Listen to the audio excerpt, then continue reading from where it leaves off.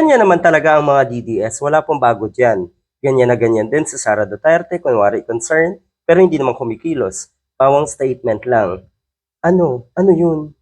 'Di ba? May statement na nirelease etong si Sara Duterte tungkol sa nangyayaring gulo sa Middle East. At yun nga, binabanatan ang Malacanang na tila daw walang ginagawa ang gobyerno.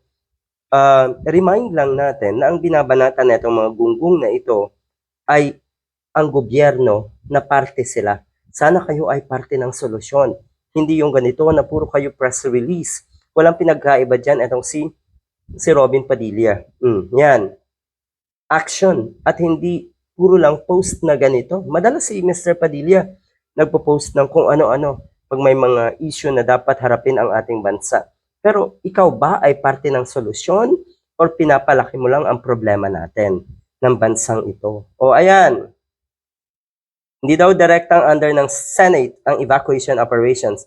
Malaking bagay pa rin if our leaders take a proactive role in finding solutions. Yan, simulan mo. Maganda naman talaga. Pero simulan mo, huwag yung puro salita. Kasi wala tayong idea kung ang ibang senator ay gumagawa na rin ng paraan. Ikaw kasi hanggang social media ka lang dahil limitado yung mga solusyon na naaarok ng iyong kaisipan katulad nga ng nangyayaring ito. Ilang linggo na daw na naghahanda ang US at Israel sa kanilang pag-atake sa Iran. Napaghandaan ba ng gobyerno natin ang kaligtasan at paglikas ng ating OFWs?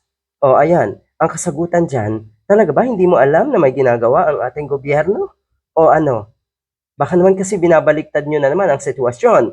Baka naman kasi sa halip na meron talaga ay wala ang mga statement nyo. Ayun, sana hindi nagtatanong lang sa Facebook.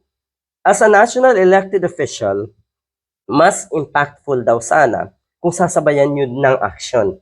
Yan po ang tinura ng isa sa mga iginagalang natin na beauty queen ng ating bansa. Ito pong si Joy Barcoma. O ayan, yan yung mga taong may dunong, may utak. Alam nila kung paano kayo barahin. At dapat talaga na barahin kayo sa mga pinagsasasabi nyo. Nagiging normal yung inyong kuno ay pagpapapogi, yung nagiging normal yung inyong akala nyo ay concern, akala nyo ay may monopolya kayo ng pagiging concern sa ating mga kababayan. Diyos ko po.